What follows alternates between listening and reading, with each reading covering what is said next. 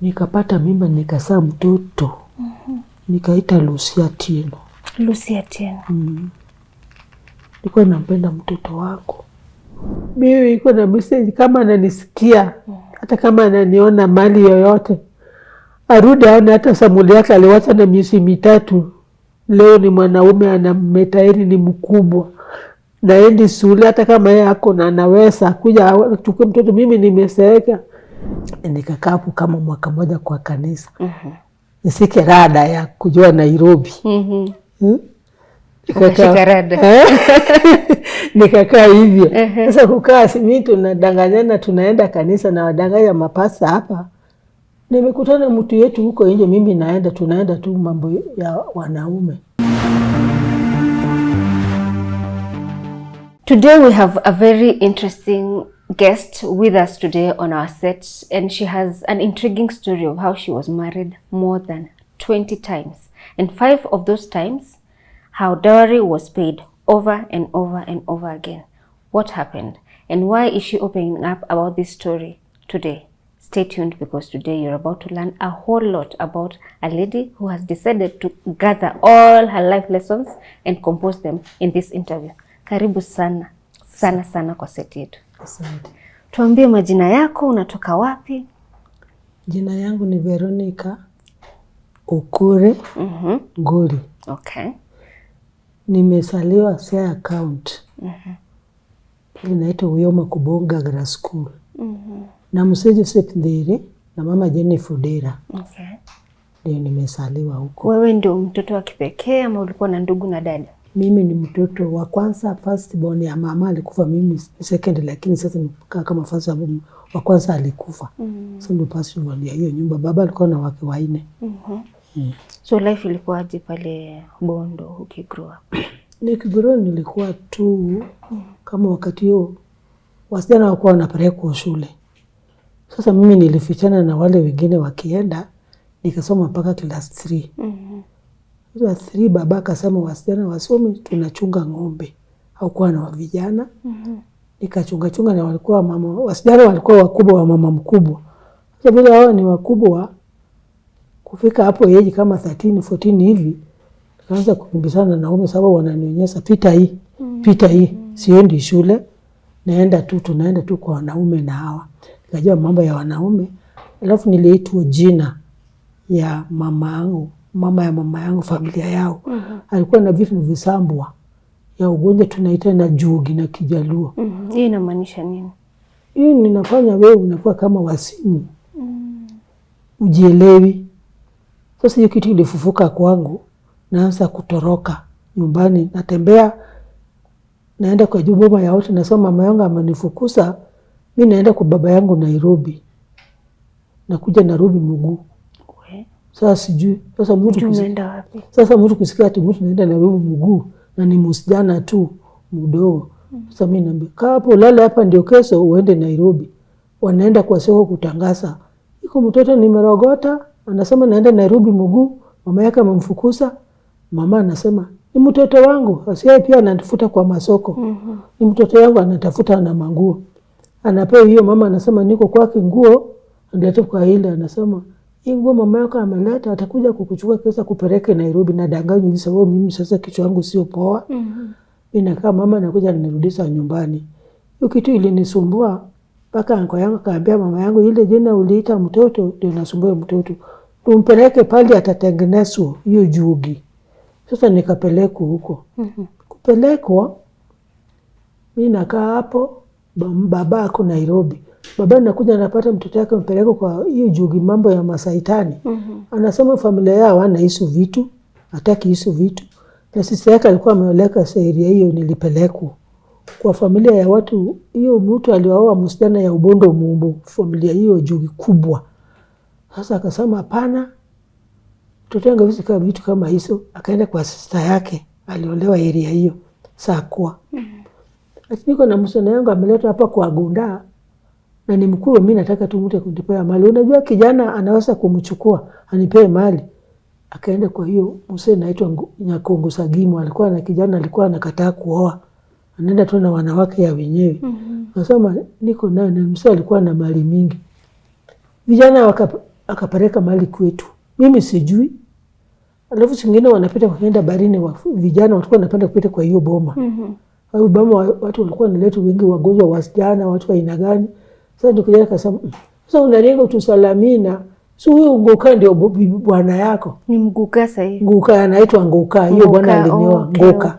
Nguka ndio bwana yako. Nikasema sasa ndio mwanangu na mimi simtaki na hata siongegi na yeye. Hata juzi tumepeleka mali kwenyu. Ng'ombe 5 na mbuzi 3. Mimi nakaa tu nastuka. Nasema sasa mnapeleka na mimi simtaki. We ni wetu. Unasema hivyo. Sasa mimi nakaa tu, alafu naenda nauliza huyo mzee, ati baba alikuja kwa Monica. Sasa wakaongea na Monica. Monica ndio alikuwa aunti yetu, alikuwa huko. Ati sasa anapeleka mali kwetu, anaenda kwa ile kijana anataka Nguka ile Wanyakonga, ati ndio bwana yangu. Sasa mzee kuchunguza akasema baba yako amesifanya hivyo. Nasema vile na kuambia akina Neri ndio wameniambia ukienda barini kwa sababu siongegi na huyo mtu simpendi. Sasa ndio akasema hiyo amefanya makosa, amekuharibu. Ni kweli? Akasema ni kweli, wameniambia. Kaka hivyo tu. Alafu kwa hivyo hiyo mzee akasema usaharibu msichana yako, hata mimi simtaki hapa. Chukua yeye. Baba akakuja kwa hiyo boma akanichukua. Akanirudisha kwa kina familia ya mama yangu. Pale hizi vitu hiyo masaitani ilitoka. Huko ndio akatoa ng'ombe moja huko na mbuzi ikachinjwa, nikafaliswa mangosi, ngine kwa mkono, ngine unatupu hivi na vitu vingine matawi, wanatengeneza pombe unakunywa, vitu kama hizo. Ndio sasa ikapelekwa kwetu hivyo wote naomba kupigwa vitu. Kama kutibiwa. Ikapelekwa kwetu. Kuachu huko ikakaa kidogo. Wote tena wakalete mali ng'ombe. Kulete mali, unajua wa zamani sio unaongea wewe unapenda kijana, ile wasasi wamesema. Ndivyo unafanya. Unataka ama utaki utaenda huko. Kiambia sasa hiyo msee sasa nipea mali, siku fulani unapelekwa na wasichana. Mimi nikapelekwa na wasichana tu. Kupelekwa na wasichana nikakaa huko. Nikakaa tukabaki na msichana mmoja. Ila ana sasa ananingoja. Tukakaa huko tena wakalete mwali ingine kwetu. Alafu tena nikarudishwa kwetu. Tena nikarudishwa kwa kijana. Nikakaa huko sasa mimi ni bibi. Kukaa mimi ni bibi nikakaa kama miaka 3. Miaka 3 mtoto hakuna. Wakaanza kijana kaanza kusema, "Si usae." Wale nilikuwa nao si wa sasa. Mimi naambia hawa si wanapewa mimba na mabwana sao. Wewe kwa nini unipei mimba? Na unaendaga na mimi? Anasema hivyo tu na ananipiga na naleta hata wasichana kwa nyumba. Vile nilikuwa tu mdogo naleta wasichana kwa nyumba ananiambia, "Useme mimi ni brother yako." Mimi nasema tu. Sababu mimi sijui. Ikakaa hivyo ndio ikakuwa ngumu. Mimi napigwa, mimi nitasa nikafukuzwa hapo nikatoka. Nikaenda kwetu. Kurudi kwetu baba akasema anitaki. Mpaka nirudi kwa ile mtu. Nikamwambia mimi sitarudi huko. Mtu ananipiga. Mimi kuna pale iko kamba ya ng'ombe. Nikatoroka. Kutoroka nikakutana na kijana. Nikaenda kwa aunti yangu mwingine tena. Sasa mimi mwenyewe najipeleka kwa aunti. Nikapata kijana huko ametoka Kasi Machakos. Nataka kuoa. Amenioa. Tena. Sasa ndio ya pili. Ndio ya pili. Tukaenda Machakos. Mimi nilikuwa mama mrembo na mimi najua kulima. Huko Machakos nikalima, nikapanda manduma, mboga. Nikapata pesa mingi. Ambia kijana hii pesa naenda kununua nayo mbuzi zangu nyumbani. Nikaenda nikanunua mbuzi zangu huko nikakaa huko miaka 4. Mambo imekuwa tena ingine tena. Siku moja akasema anatuma mtoto ya brother yake. Alisema maneno kubwa ambayo sijawahi, siku hiyo nilikuwa sijawahi kusikia. Ati na lugha ya Kijaluo ile ya ndani. Unaendaga na blada, unaendaga na umbo wewe kusaa mtoto utume. Ni ile mambo makubwa. Alafu sasa na huku tena nililima, ukapanda miogo, eka 1, mtama, inakuwa tayari ile mbuzi yangu imekataa imejaza bila ile inawekwa mambusi ikakuwa mingi. Kasema hii mwanamke yako hawezi kaa hapa. Mtu hawezi hata kusaa. Unaendaga na unaendaga na nini? Huyu mwanamke hawezi kaa hapa. Sasa nikasikia tu kichwa inakaa hivi, sababu hizo maneno ni kubwa sijawahi kusikia. Kasema toka hapa aende. Mimi nikakaa tu. Alafu hiyo bwana yangu akatoka. Akaenda. Mimi tena akakuja akanipiga niende. Nikatoroka. Akakufukuza. Akanifukuza. Wakati nilifukuza mimi hakuenda kwetu. Nienda kwa kina mama yangu. Kwenda kwetu, hiyo bwana ameenda kwetu kunitafuta. Akafuata msichana ya mjomba yangu. Mjomba ile ya kwa mama mkubwa. Wakaongea na yeye, akamchukua. Mimi nimeenda sasa kwa mama yangu. Nikakaa huko sasa, akasema yeye anitaki. Sasa mtu asai msichana akakuja akakaa huko.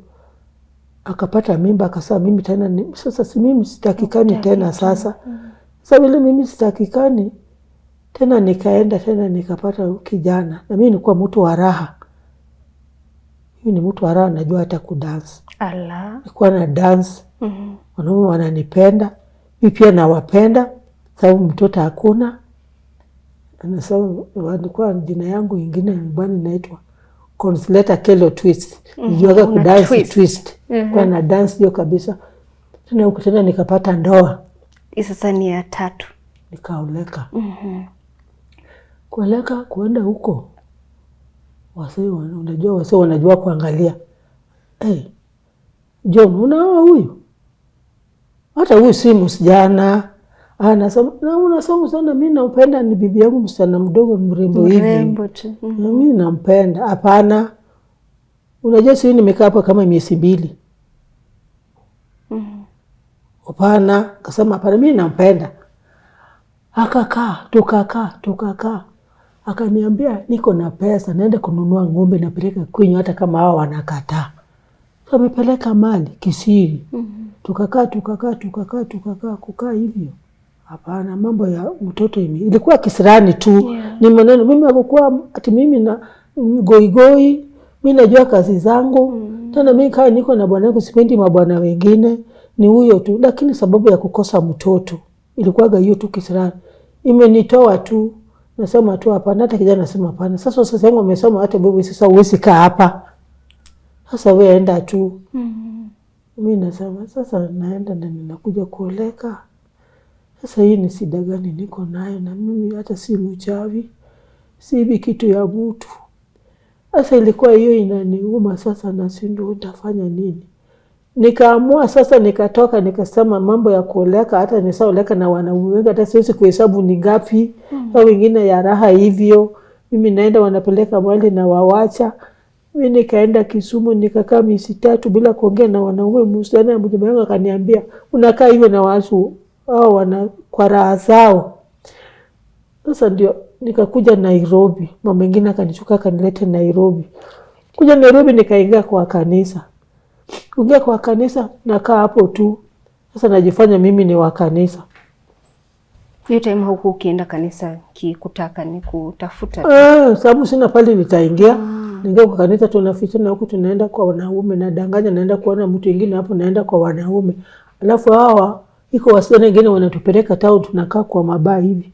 Watu wanakaa huko na mimi nilikuwa sikunywa pombe. Na kunywa soda. Sasa watu unaongea na watu na macho tu. Mna communicate.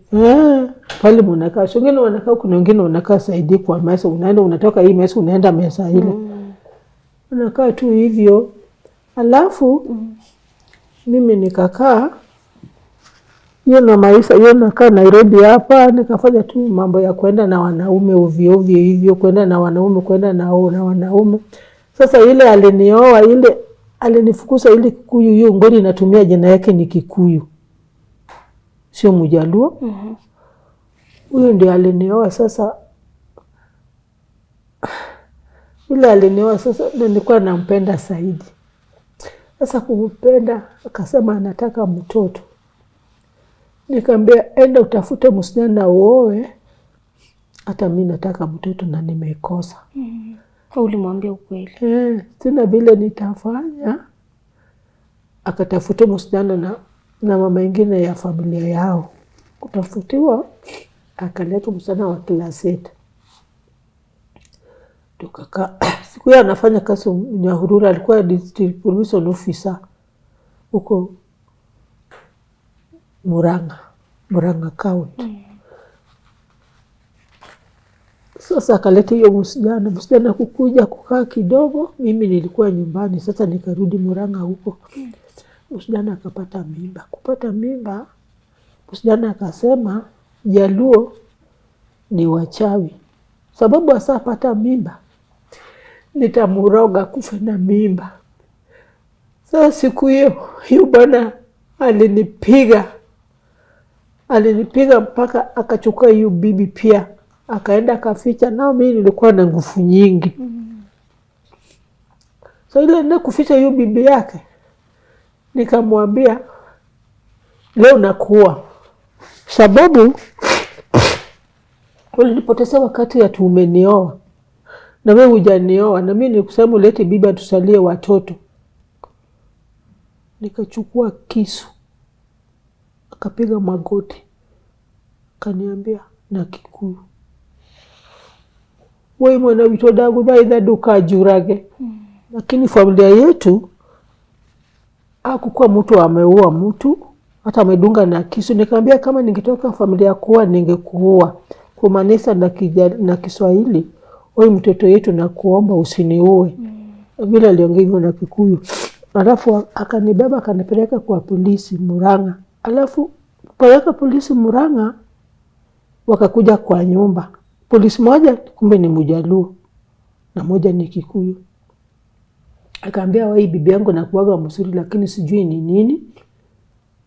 Na akauliza na kwa nini umepanga kukaribu vitu kwa nyumba hivi? Hiyo ni hasira tu. Sasa mimi nikasema Mungu, mimi nitakufa tu hivi nikihangaika hivi. Sababu hapo nilikukatia hapo.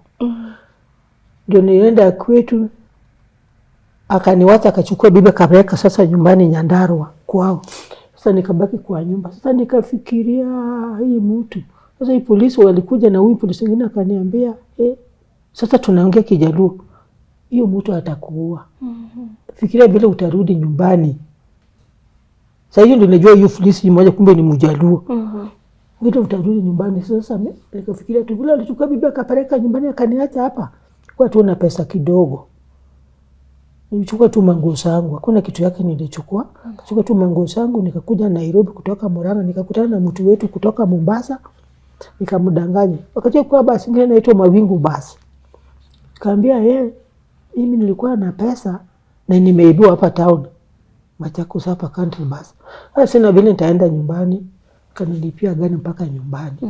Ndio nilikaaga nyumbani, ndio nikatoka huko nikaenda Kisumu, nikatoka Kisumu nikakuja hapa Nairobi, nikaanza mambo yangu ya hiyo udanganya mimi ni wa kanisa. Tunaenda kufanya tu hizo vitu zetu ya ujanja yokora ya wanaume. Hivyo tu nikakaa kukaa tukahama kanisa. Kuhama kanisa nikaenda kukodesha nyumba. Sasa naanza kufanya ati mimi nauza mboga. Kuuza mboga mimi naenda tuna hiyo sorati yangu hiyo ya wanaume hiyo. Nafanya tu hivi ndio nikakuwa rafiki na Kikuyu moja tena. Kama hiyo mara ya kwanza ulipoolewa ilikuwa mwaka gani? Hiyo ya kuolewa mara ya kwanza 1967 tarehe 13 mwezi wa 7 sijasahau. Hapa nikakaa miaka 3 kwa ndoa imeharibika. Nikaenda tena nikakaa pale miaka 4. Hiyo ndo ya pili sasa. Ya pili. Nikakaa tena miaka 2. Tena nikakaa tena ndoa ingine mwaka 1. Tena nikakaa ndoa ingine mwaka 1 na miezi 5. Ndoa imeharibika sasa, ni ya kuhangaika ya kuolewa kwa mamiezi sababu unajua miaka inaendelea nao. Una grow unakuwa mzee. Wasasi wanajua huyu ni mama mzee sio msijana. Kijana kilete kwa boma wase wakubali. So kwa jumla ukiangalia hizo ndoa zote unaweza sema umeolewa mara ngapi? Hizo za miezi kadhaa, za miaka pia? Yaani nikiunganisha yote ni kama 20. Ni ndoa nyingi. Zingine hata huwezi hesabu. Huwezi hesabu. Sababu kijana anaenda na wewe mnakaa mwezi mmoja wasasi wanakataa. Na alikusema anakupenda. Si unatoka. Sababu unajua wako chini ya wasasi. Wakati ya ile si kama wakati wa leo, mnafanya vile mnataka. Tulikuwa tunatii wasasi wetu. Hiyo ndio ilifanya hata nioleke na yule mtu, sababu mambo ya wasasi. Uwezi sema utaki, unafanya vile msasi amesema. Kaya nilikuwa ndoa yangu ilikuwa nakuaga tu hivyo tu. Mimi hakukuwa mchawi, mimi hakukuwa goigoi. Shaitani moja ni kukosa kupata mtoto, utasa. Ndio niletea shida. Mpaka nikaangaika hivi mwaka hiyo yote. Mpaka nikakuja sasa, nikafika Kisumu, nikakuja Nairobi. Nikaanza mambo najifanya naenda kwa kanisa, nipate pale ya kuingia, tuungane na wengine, nifanye mambo ya, na kama kuja kwa kanisa nikuja 1982. Sasa ni Nairobi. Nairobi sasa. Unajitafutia kipato. Nikakaa hapo kama mwaka moja kwa kanisa. Nisike rada ya kujua Nairobi. Nikashika rada. Nikakaa hivyo. Sasa kukaa mimi tunadanganyana, tunaenda kanisa na wadanganya mapasa hapa. Nimekutana mtu yetu huko nje, mimi tunaenda tu mambo ya wanaume. Hii mambo ya wanaume ni gani shoshi? Tunaenda sarati. Kwenda na wanaume nje. Nuhusi toka kwa kanisa unaenda kwa hawa. Nuhusi toka kanisa ukienda hizo. Tunadanganyana. Nadanganya mapasta. Sababu wanakupea chakula, umepata pale pa kulala, na unajifanya wewe ni holi huko, na wewe sio holi. Si mimi naenda huko tu. Tunaenda huko na lala. Naenda huko siku 2. Ndio tulikuwa tunatoka huko tunaenda na wao wengine tunaenda kwa mabaa town. Ndio tunakaa side mwingine na wengine wanakaa huko siku hiyo zamani. Wanaume unapata wanakaa kwa baa, nyinyi mnakuja wasiona mnakaa hivi, au wanakaa mnaongea na macho hivi. Alafu unaona nimesimama na soda yangu, ama unatumia soda hapa, unaenda huko mchana. Walikuwa na walipa pesa. Hata ukipewa hata kaunta unapewa hata 50.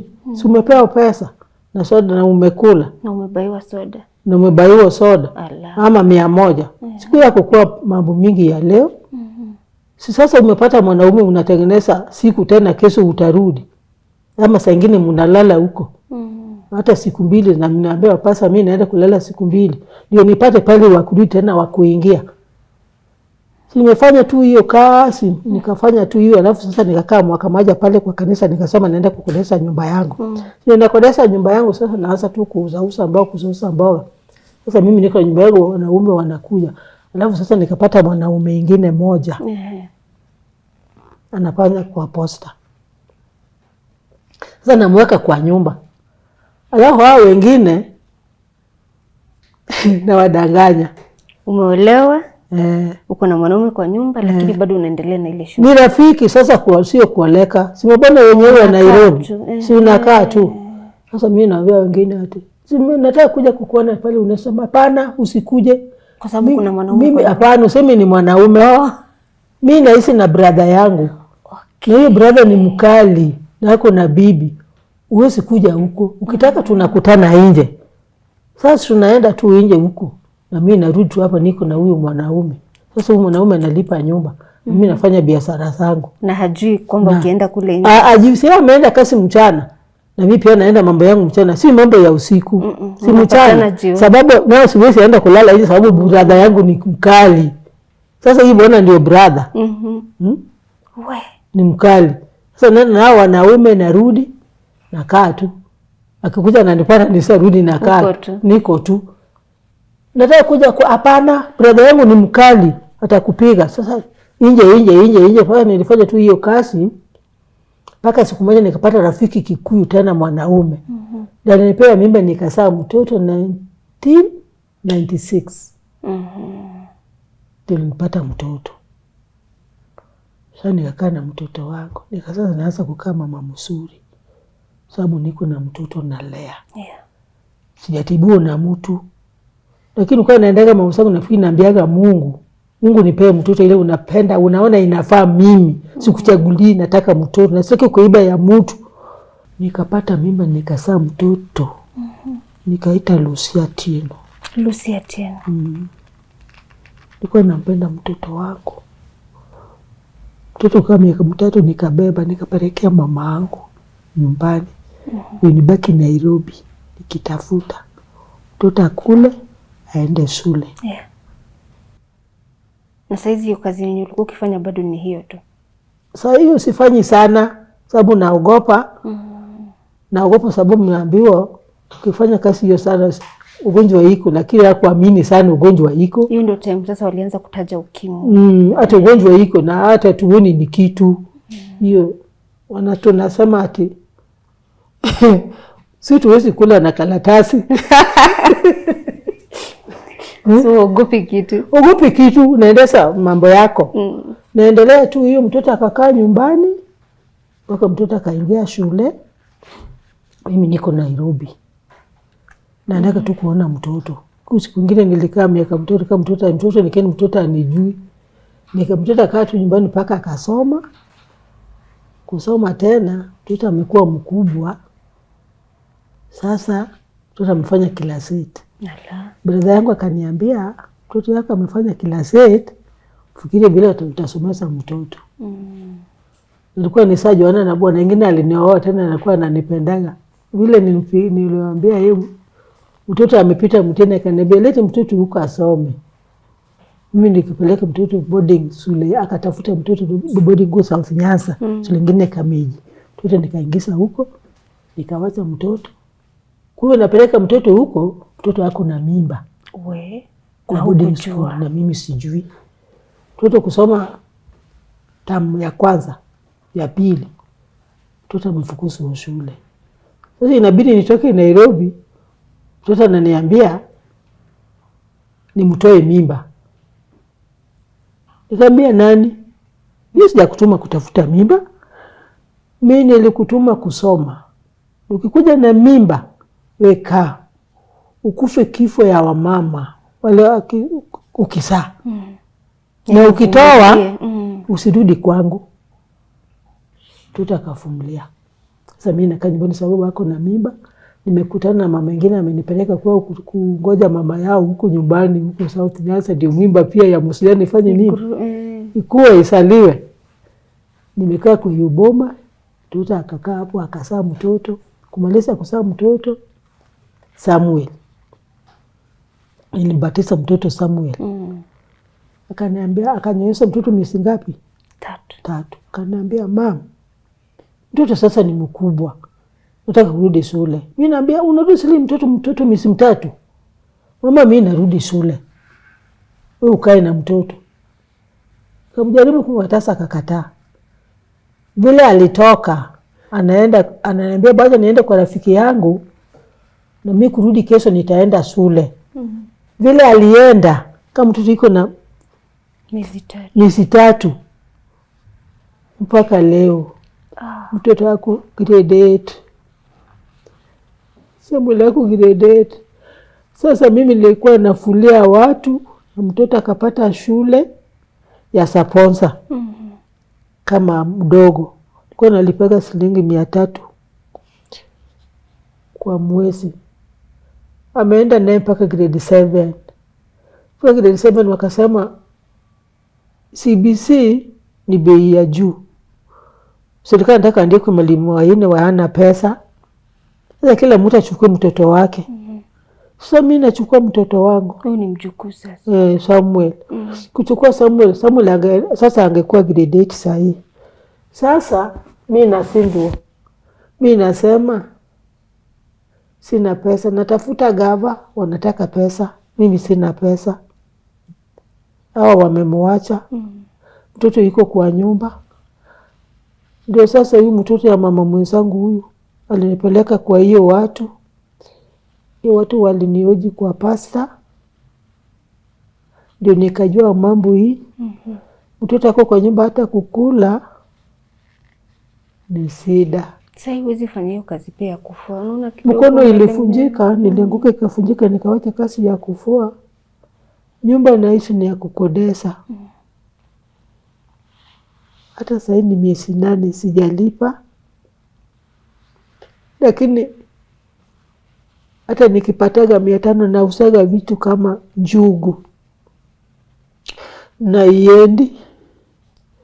Na mtoto ndio napelea na mtoto chakula. Saa ingine kupa lingine huko kwa mambo ya brother ya Katoliki. Saa ingine naenda huko wananipea unga kilo 2 kwa mwezi, napewa unga kilo 4 kwa mwezi. Yani ukienda wiki hii nimaliza wiki 2. Sasa ndio saa ingine wanipea hiyo unga na ile vitu hiyo nauza kidogo kidogo. Sasa hii siwezi lipa nyumba, siwezi nunua chakula hata kamili ya kukula, navumilia tu.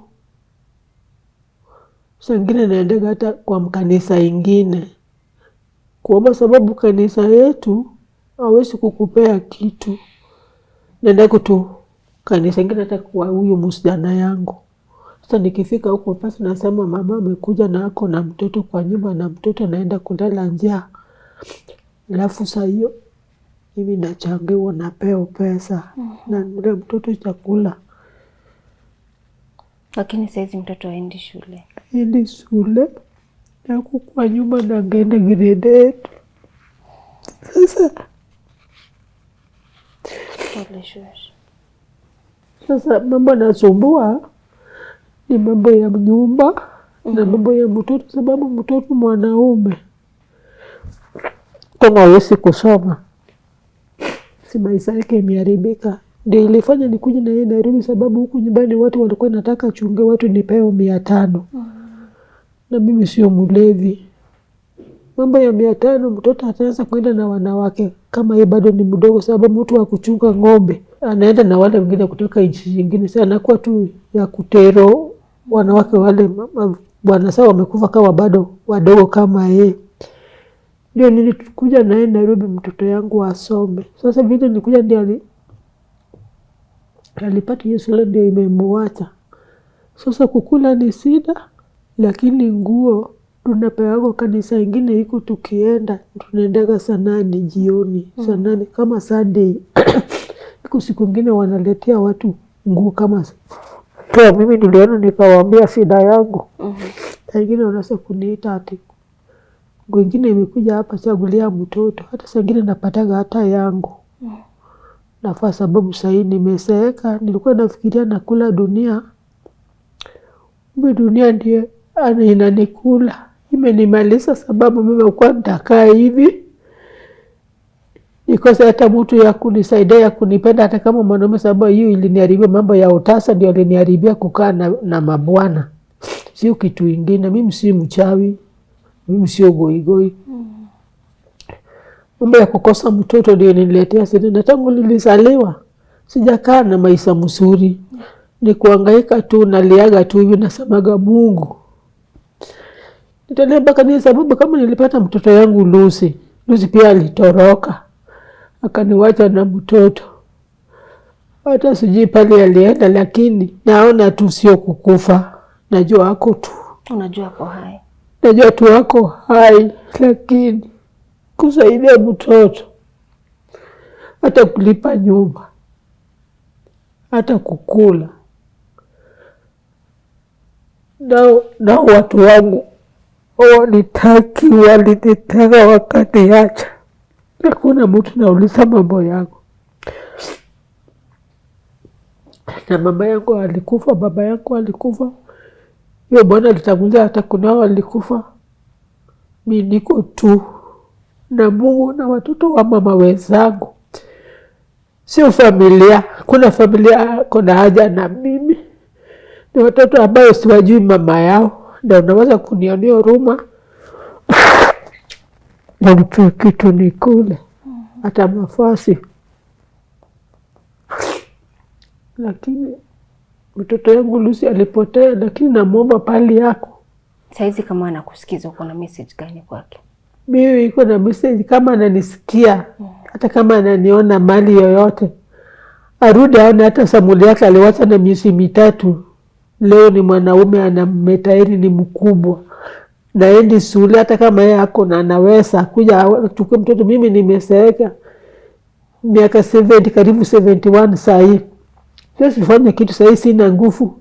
Hata kama ni ya kudema, hata kama ni ya kufua. Nilikuwa nafuaga tu kwa shida. Kufua niliwacha mwaka jana wakati nilifunjika. Nilifunjika hii mkono, nilianguka. Niliwacha mambo ya kufulia watu mwaka jana. Sasa pali yako akuja nione, na mtamani nimemumisi, na mtamani na mtaka akuje aone mimi na mtoto, sababu akikuja atanisaidia, ataende ako nguvu ya kwenda hata kwa mamedi hizo atusaidie. Sababu mimi sasa hapana wesa, na sina pali nitaenda, na mimi naye nasindu kulipa nyumba, siwezi lipa nyumba. Saa ingine hiyo kijana nakaa kwake atakasirika, si hata nitoa kwa nyumba na mtoto hata hana masomo. Sasa kitu nasumbua ni kusoma ya mtoto na nyumba. Hiyo ndio nasumbua, na chakula. Kwa mwezi hiyo nyumba wanakulipisha pesa ngapi? Nyumba ni 2,500 kila mwezi, na sasa ni saka miezi 8 kama hujalipa. Kama sijalipa. Bata nakuvumilia tu. Ananivumilia tu, anakujaga ananiuliza, mimi naambia sijapata. Alafu ananiambia, utalala nje na mtoto nje. Nasema sasa nitafanya nini? Ukikuja kunitoa nitatoka tu. Anakujaga tu kuniuliza pesa, naenda na ananiambia, siku moja nitakasirika. Wewe ni msasi wangu na nitakasirika siku moja. Nani atakubali mtu akae nyumba yake karibu mwaka na alipi na anakaa hapo ndani? Ninaambia Mungu tu.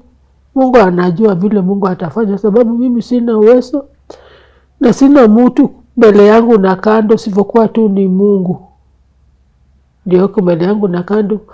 Na watoto wa mama wesanga usijui wasasi yao wale wananipeaga chakula. Kama sasa wewe anipeleka kwa pasta, mimi sijui kwao ni Mluya, sio Mjaluo kama mimi, na nilipeleka kwa hiyo pasta. Hiyo maneno ndio sasa ile hiyo kijana mtoto wa Mungu akakupigia. Sio familia yangu.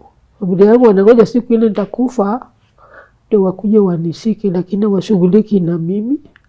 Na wako masista zangu, hata mama wakubwa wako wamezaa watoto, hata wale tumesaliwa nao wamezaa, wako na watoto. Hawakuji kwangu, hawashughuliki na mimi. Mimi nakaa hivyo kimungu tu hivyo. Pole sana Veronica. Saizi mwenye anatazama story yako na angependa kukusupport, maybe kichakula, hata kukusaidia hiyo rent, unasema bado kuna deni, anaweza kupata vipi? Yana anaweza namba yangu ya simu. Yes. Anaweza kunipata namba ya simu 07 14 79 64 60. Ndio namba yangu ya Safaricom. Okay. Anaweza kupata mimi, na akipenda kunisaidia na rent, hata kwa chakula, hata kwa ofisi ya mtoto. Hizo vitu tatu tu ndio nasumbua mimi. Nguo ni sumbua sababu hii nafaa usiku, nafaa sina shida. Hata nilipeo tu. Wakati ya baridi mama mwingine alikuja kwangu akaenda kanunulia soksi, akasema shosh ile baridi iko. Sababu hii mguu inakufa ganze. Na niko na arthritic, niko na ugonjwa mingi. Uenda kupiga umalaya na wanaume, nilipata hata HIV. Mimi na mesa dawa. Hata pressure niko nayo. Na unajua mtu wa HIV siwezi kosa chakula. Sababu ukiamka asubuhi kwanza ni kumesa dawa. Usipomesa hiyo dawa usika hivi vile mwili yangu iko. So mimi na maintain dawa, sababu ya Samuel nikiwacha dawa nikufe haraka sababu ya kukosa kumesa dawa. So mwili wangu atateseka. So mimi na maintain hiyo dawa, sitaki kukosa kumesa sababu sitaki mtu danga teseka ati nimewacha dawa na mimi ndio nisapata ukimwi. Na mimi na maintain hiyo dawa, na hiyo dawa inataka ukule. So mimi na mesa dawa ya pressure. Sababu pressure napata sababu ya Lucy kupotea, niliwasa sana ikaniletea pressure. Na ukimwi nayo iko ndani. Hiyo nilipataga mbeleni kama pressure bado. Sasa unajua mtu yuki mpaka kule. Sasa niko na shida kama hizo. Ukimwi ilikuwa tu rana ikakuja tena. Mungu nisamee. Hiyo mambo yangu iko mama yangu. Okay. Umetuelezea story yako vile ilikuwa tangu wakati ulikuwa mdogo. Ni lesson gani ya muhimu umelearn sana ambayo ungependa kuambia wasichana ambao maybe wamefika kwa ile rika ambayo ulikuwa ukianza ku make decisions za kutafuta wanaume? Mimi naambia wasichana ya leo kama leo ni mzuri wanapelekwa masomo. Si kama sisi. Msasi yake mpeleka kwa shule. Asome na bidii apate chake cha kumsaidia. Asikimbilia wanaume. Wanaume kile kitu napata ni ugonjwa vile mimi nilikimbilia huko kama sijui nikapata ukimwi huko. Kupata ukimwi ujue hata ulipata wapi, hata ulipata aje. Unaenda tu kupima unapatikana huko nayo. Sasa wasike masomo ndio kesho akuwe na maisha mzuri, asaidie familia yake ama watoto ama wazazi. Wasikimbilie mambo ya kusurura ama afikiria anakula dunia. Mimi nilikuwa nafikiria nakula dunia. Kumbe dunia ndiye amenikula nikafikia saa hii nalia, natembea nikiliaga machozi kila siku nikilala nalia. Sababu ya kukosa kujua. Sasa hao leo sikia wao ni msuri wanasomeswa. Mtoto asike masomo. Aende pale anaenda kijua mimi nimesoma nitafanya kazi yangu hata akipata ndoa ashikilie ndoa yake. Asikae kama mimi, lakini mimi nilikuwa na kasoro ya utasa ndio ilikuwa inanitoa kwa mandawa zangu. Asikilie nafanye bidii ya masomo, wanapeleka masomo. Pale amefika hata kama ni kusona hata kufanya nini, asike na nguvu, amsaidia, asikuwe kuhangaika kwa siku hii si kama wakati yetu. Tuko na tupo tuchungage ng'ombe. Unapeleka ndoa kwa nguvu. Siku hiyo unachagua, siku leo ya leo ni kuchagua. Ile unapenda unatoka nayo kwa shule, kwa university, kwa college umetoka umesika wako. Sasa wasikilie hiyo na kutii wasasi. Si kutusi wasasi na anakusaidia na unamtusi na unamdharau na amefanya ukue mtu. Wasike hiyo maneno kabisa kuheshimu wasasi na kuamini Mungu. Mimi Mungu amefanya nipate mtoto nikafika hapa, bado watoto wa mama zangu wanaendelea sababu ya Mungu. Hawa siwajui. Na kwa uwezo wa Mungu hata Samuel, Mungu atafungua, atapata mtu, atampeleka shule asome hata mpaka university. Nina imani hivyo. Samuel atasoma hata kama si hajaenda shule. Samuel ataenda shule. Amen. Hii mwaka wewe sasa kama hajaingia grade 8 yake amalize, hiyo ingine aingie grade 9 kwa imani ya Mungu. Mimi sina nguvu.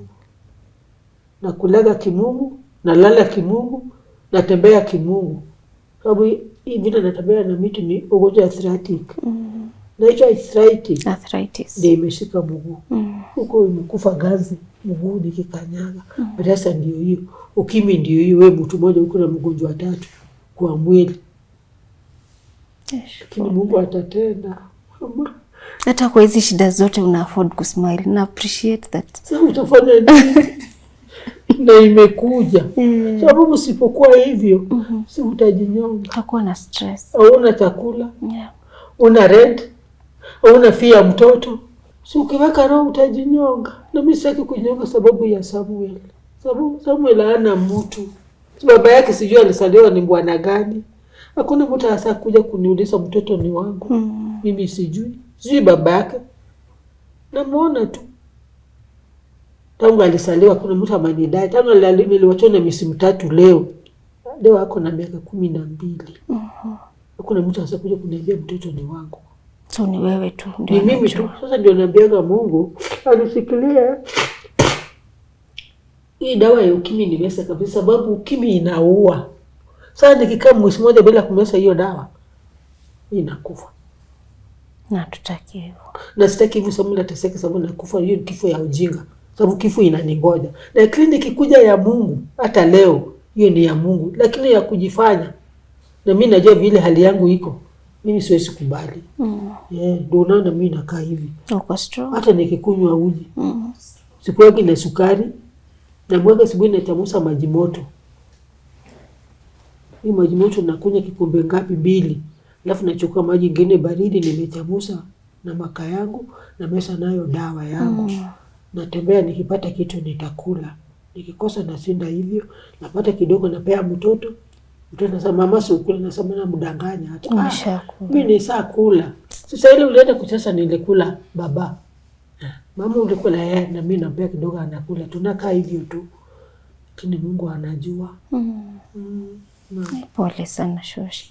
But na appreciate the fact that umekuja all the way hapa kwa studio zetu kuja kutuelezea story yako.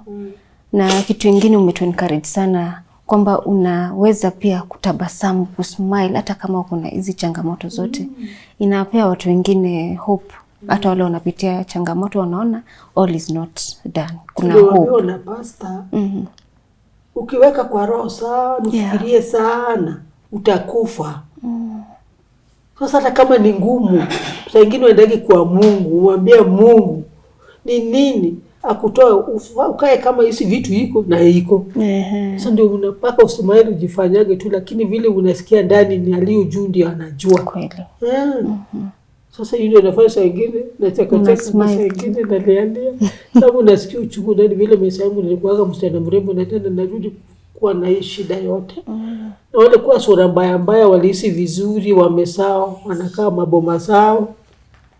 Na mimi sura usafi nilikuwa na wanaume wananingangania. Sasa wameniwacha kwa barabara. Mimi nilikuwa napendwa na wanaume. Tena wale wasomi na mimi si msomi. Nilikuwa alinioa mimi alikuwa wa university. Allah. Nilikuwa nasomea Nairobi University. Ndiye alinioa sababu nilikuwa smart. Ulikuwa mrembo. Tena alienda attachment huko kwetu Siaya. Anadanganya baba yake amenipata kwa ofisi ya DC nikifanya kazi. Unasikia? Na ananiambia usiambie baba yangu namba ya baba yako mdanganye. Hao ni kwa mrembo unaona tu basi umefika ukinipata. Sasa unaona vitu kama hiyo. Sasa ndio wasichana wa leo wasome. Wasikubali kudanganywa. Wasikubali kudanganywa. Mimi ni dunia imenidanganya. Na siri ilikuwa ya utasa. Utasa ndio imeleta shida zaidi. Lakini sio kupenda kwangu. Mimi nilikuwa siwezi kujinyonga ati mimi ni tasa. Na mimi nalima pale na wacha mali yangu nyingi. Hata mangu pale nyingine unataka mangu umenyang'anywa yote. Chakula nawacha kwa samba inajaa unaenda sababu wewe ni tasa. Wanakufukuza. Lakini kitu nashukuru Mungu. Mungu akuweka mimi roho ya kujinyonga. Hiyo kitu kuwa kwa familia yetu. Mimi nasema tu acha nikanyaga frame nitapata bwana nyingine mbele. Mimi naenda tu nikifanyaga hivi nikiringa. Hata nikiwacha goose jali. Saa nyingine nataka tunakula na naumu tunaenda safari mimi nanunulia nguo kwa njia. Tunaenda. Sasa nashukuru Mungu kwa sababu kama sio Mungu ningekuwa ni saa kufa. Au unafikiria nyuma vile umetoka. Na vitu zako umewacha. Shetani inakusika. Na unawacha bwana mdosi iko pesa anakuweka kama mzungu unakula msuri unalala vizuri pesa iko na unawacha sababu ya utasa. Kama sio Mungu si umejinyonga. Lakini nashukuru Mungu. Hakuniweka hiyo Shetani. Ndio ameniongeza siku mpaka nikapata Lucy. Sasa niko na Samuel ni Mungu. Ni Mungu. Tunashukuru sana Shosh kwa kutuelezea hadithi yako. Tunakutakia kila laheri. Tunajua vile umejiongea saizi kila kitu itakuwa sawa na Wakenya watakusupport. Wani support. Nipate pale ya kuishi. Nijenge nyumba. Okay. Wamesikia hiyo maneno. Nyumba. Kukaa Nairobi sasa ifai na mimi. Wacha kupilipa rent. Na mtoto yangu pia asome. Na nipate chakula. Sawa. Ni aibu kwenda kwa msichana kama huyu kuomba chakula. Na nafaa mimi ni msasi nimupee. Na mimi sikupenda. Ni vile dunia imenipeleka. Okay. If you have learned anything from this story is do not look like your problems. You see how Shosh is smiling through her storytelling, through the challenges that she's been going through. Are you there and you want to change her life? Her number shall be put on the pinned comment for you to support her, encourage her, pray with her, talk to her, advise her, and help her get her life back on track. Thank you so much for staying with us till the end of the show. See you next time. My name is Yvonne Kawira.